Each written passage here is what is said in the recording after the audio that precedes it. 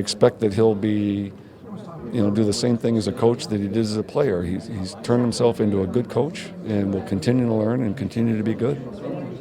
His 90 points would have been second in the league this year, so I assume you'd rather have 90 points than dropping the gloves all the time with the way the game is now. Yeah. If you can get a 90-point guy, it'd be all right. Yeah, that'd be outstanding. But he was a good player, a well-respected player. He played hard, he played honest, and he's got that street fighter in him that you want coaches to have, that they never give up. They're going to keep fighting. What we'd like to build is a team that can play any way it has to play to win. If it's up against a tough team, it can push back. If it's up against a skilled team, we've got enough skill to beat a skilled team. So it'll take a little time, but we'll get there. He was talking about he's not going to tell his guys to fight, but you just said push back. Obviously, he was a guy who would push back. What is your definition, or is the definition of an honest hockey player the same with everyone? Or do people have different definitions for that?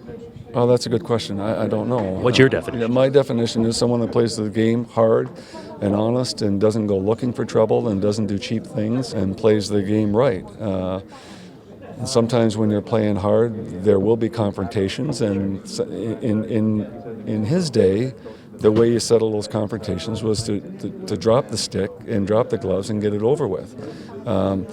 Because the confrontations can go in different ways. You don't want stick swinging, which was a concern back then. Unfortunately, it became a tactic for a while, which wasn't good for the game. And in today's game, with the player safety department watching everything that's going on and video that we have today, the players aren't getting away with those kinds of things, and the game is being policed pretty well itself. So players don't have to do the fighting that they used to do, and the tactic doesn't work anymore.